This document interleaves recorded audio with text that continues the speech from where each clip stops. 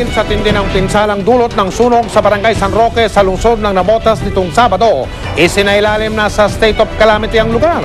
12 ang patay, mahigit 500 pamilya ang naapektuhan. Si Cara David, naka-alerto 24. Sunog na kahoy, pira-pirasong yero, abo. Ito na lang ang makikita sa bahaging ito ng Barangay San Roque, Navotas matapos ang sunog gabi ng Sabado. Ayon sa Bureau of Fire Protection, sa bahay ng isang nagngangalang George Milagroso, nagsimula ang apoy. Pero tulad ng iba pang biktima, nakulong din sa loob si George. Hindi nga sila nakalabas dahil yung apoy ay naroon sa kanilang daraanan. At dead end sa likuran nila. So umatras man sila ay wala silang dadaanan. Kung tumuloy naman sila ay nandun naman ang apoy. Depensa ng ina ni George, di raw magagawa ng anak na sadyang manunog. Inihingi ko po rin ng kapatawaran sa kanila na sana naman huwag namang ganoon dahil yung anak ko miski nagkaganon siguro hindi naman magagawang sadyain yan. Inilagay na sa state of calamity ang Barangay San Roque. Magbibigay ng 1,500 pesos kada pamilya ang lokal na pamahalaan. Nauna nang nagpaabot ng tulong ang GMA Kapuso Foundation. Kabilang sa naipamigay ang relief goods, damit, kumot, tubig, ready-to-eat food at nagpakain din ng mahigit 300 pamilya. Mahigit 200 pamilya ang siksikan ngayon sa mga evacuation center. Samantalang ang iba, mas piniling manatili sa dating tahanan kahit wala ng bubong at dingding. Tataga na lang po namin itong lugar.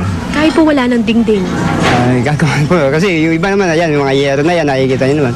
Itatagpi-tagpi muna namin hanggat pansamantala, hanggat makaka-recover. Isinalba nila ang mga pwede pang mapakinabangan. Pinunasan at pilit na ibinalik sa dati ang mga huling alaala ng nasunog na tahanan. Inipon rin nila ang mga yero, bakal at mga pira-piraso ng kahoy na pwede pang ibenta.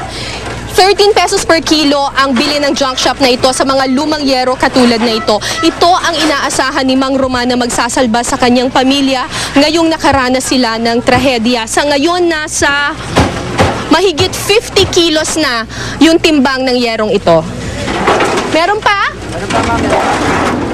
Nang matapos ang timbangan, kumita ng 1,300 pesos si Mang Roman, pambili ng pagkain, tolda at banig. Hindi ito sapat para makapagpatayo ulit ng bagong tahanan, pero kahit papaano, maaari itong simula ng bagong buhay. Cara David, naka-alerto, 24. Chika Minute!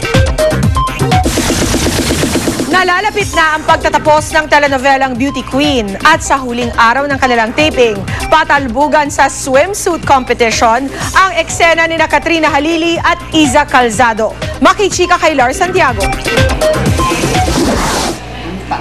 Ngayong araw ang huling taping ng soap opera ni Iza Calzado at Katrina Halili, ang Beauty Queen.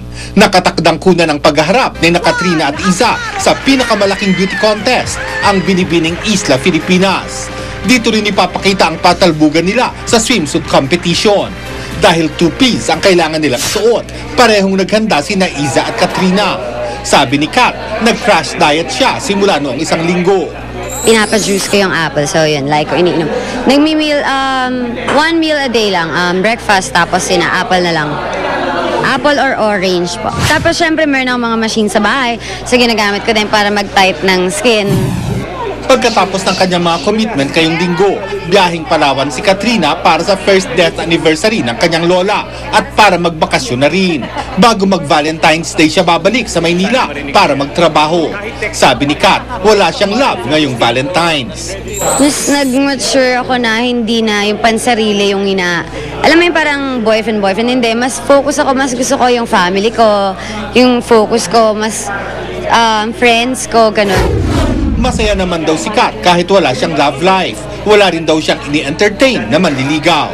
Tama na muna yung love life muna. Okay na ako kasi wala na akong time sa kaibigan ko tsaka sa bahay ko. Miss na miss ko na. Lars Santiago, updated sa Showbiz Happening. Sa pagbabalik ng Chika Minute, Charis, excited na para sa kanyang kauna-unahang Valentine TV special dito sa GMA. Mamaya na yan.